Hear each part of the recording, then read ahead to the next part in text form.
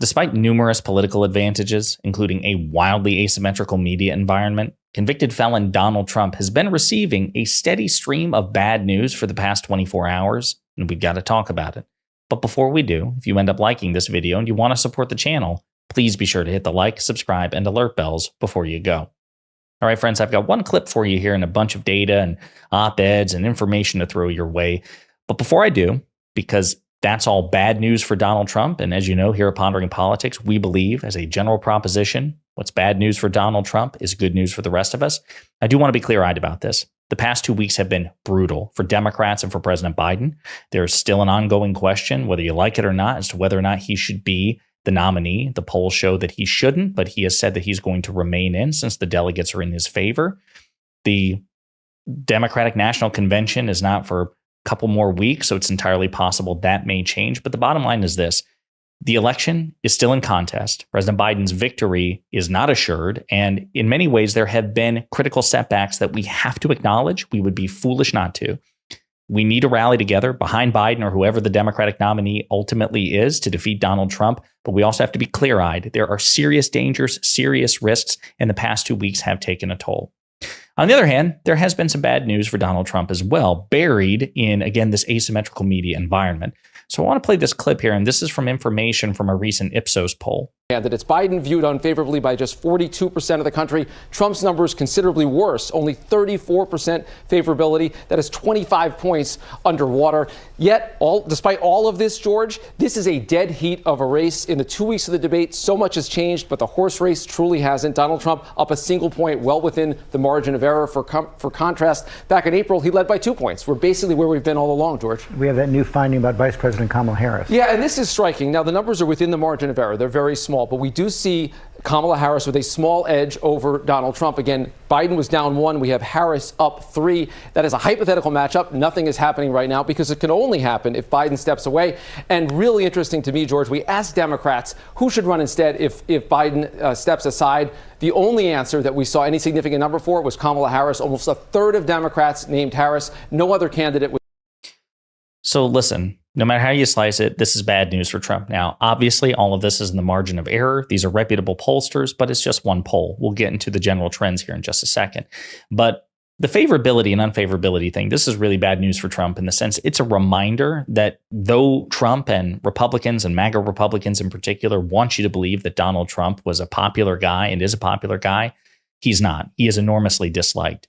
And even right now, with all the political headwinds against President Biden and this brutal back-to-back 2-week punitive media session, I think that the fallout of the presidential debate has been more concertedly aggressive against President Biden than the 34 criminal convictions were for Trump. I think the media has been more brutal on Biden after the debate than the media was against Trump for his convictions. Probably talk about that in a different video. But despite all of that, despite these advantages that Trump enjoys, he is still, generally speaking, just seen as a prick. People dislike him more than even President Biden, despite their questions about President Biden's mental fitness. As I saw this tweet, and it really just kind of resonated with me, flag, given the rough week Biden has had, you'd expect Trump to have had a big bump. But no, even the Washington Post poll, that Ipsos Reuters poll out today, also shows Trump and Biden neck and neck at 46%. Democrats, we can beat Trump in his attempt to create a MAGA majority in Congress. And that is true. And I'll also point out that particular poll is not alone. A new poll, this is, I think, the Ipsos poll. I'll show you another one, Maris, here in just a second. But Mediaite breaks it down more. President Biden is statistically tied with former President Donald Trump in a stunning new poll taken amid an avalanche of pressure for the president to drop out as the Democratic nominee.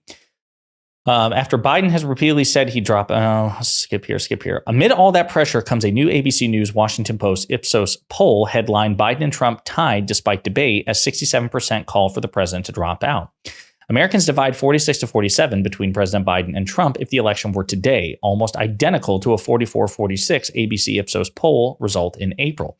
Among registered voters, it's an absolute tie, 46-46. Of course, as they mentioned, Vice President Harris in this hypothetical outperforms Trump by 3 percentage points, although that is also in the margin of error.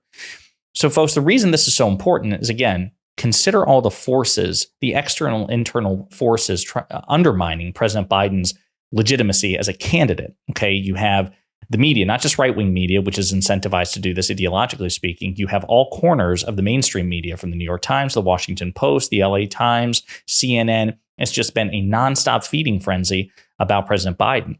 And then elected Democrats and Democratic donors and Democratic elite, like in the form of George Clooney, a famous actor, they also, and I do believe for genuinely good faith reasons, right? I also have my concerns about this election and President Biden's candidacy. I've made no bones about it. I think it's healthy to have these doubts. I think it's reasonable. And I think it's up to the president and his surrogates to persuade those of us who have concerns and doubts to relax. That burden is on them. I digress.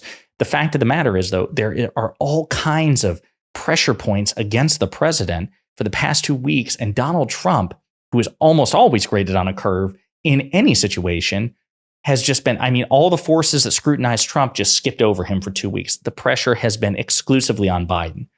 So for the fact that those polls have him still at a statistical tie is impressive. Marist, another highly reputable poll, came out within the past 24 hours, and they have Biden up 2 points. Okay. President Biden is leading in this top-rated Marist poll nationally by 2 points, leading. Okay. So the previous reputable poll, Ipsos, had him effectively tied with Donald Trump. Now he's leading Trump in this Marist poll. Biden up 2 percentage points against Trump despite concerns about his mental fitness. Let's see here, break down some of the things. Among registered voters nationally, including leaners, Biden receives 50 to 48% in a two-way presidential matchup. 2% are undecided. Biden and Trump were tied in last month's pre-debate version of this Marist poll. Among voters who have an unfavorable impression of both candidates, 4 percentage points separate Trump, 47%, and Biden, 43%. Trump was up previously 7 points over Biden, okay, over what these are called double haters. So there has been a 4 percentage point reduction according to this poll. Trump 43 and Biden 42 are competitive among registered voters in a multi-candidate field, which includes RFK, Cornel West, Jill Stein. So again, within the margin of error on all of these. And here's some of the other top lines. So obviously, again, whether we like it or not, a majority of Americans in poll after poll after poll say that President Biden is not mentally fit to be president, which also should go to show you how much they dislike Donald Trump if they really believe that, and yet overall he's either tied or ahead of Trump, right? Food for thought. But they also point out Americans divide 50% to 49% about Trump's mental acuity. And this is one of the better polls. The fact that he is squeaking by with 50%, that only half of the country think he's mentally fit to be president, based on the polls that we've seen and we've walked you through, that's pretty good for Trump.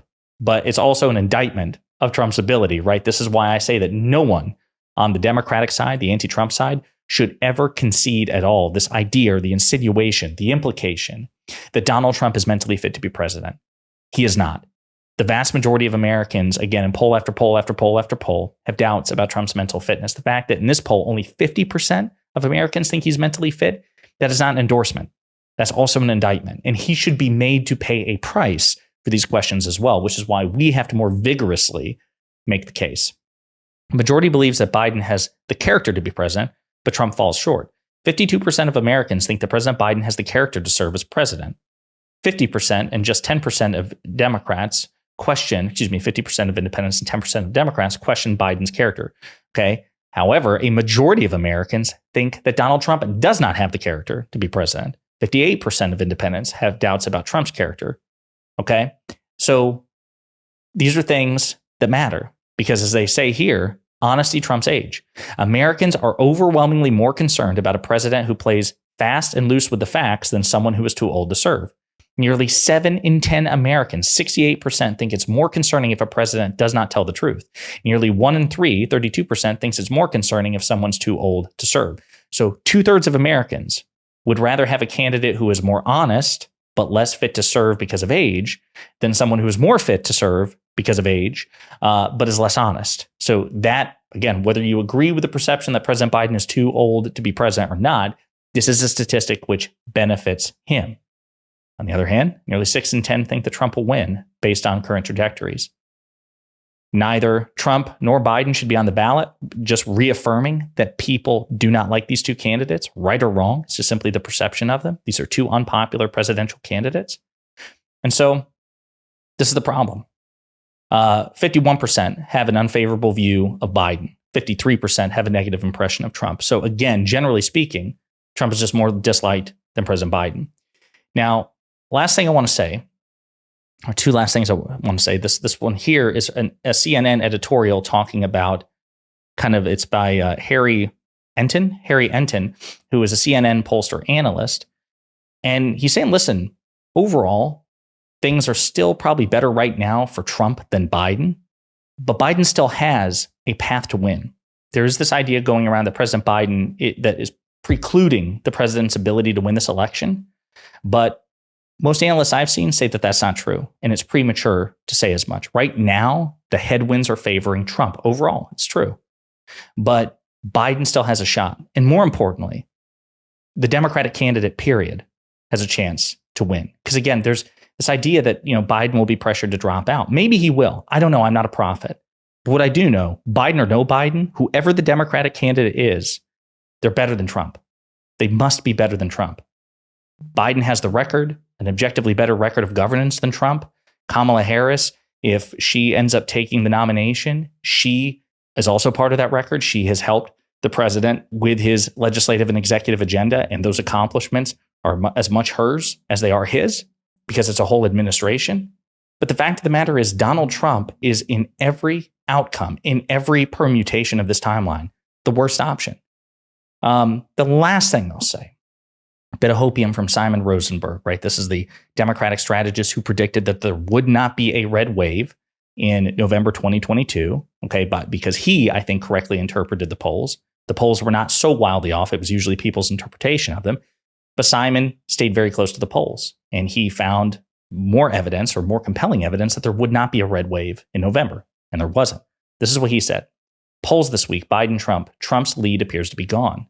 And he gives off the various polls from NPR Marist, YouGov, a Split Ticket, Clarity, Emerson, Washington Post, Big Village, Morning Consult, that Trump's lead over these past 2 weeks has evaporated.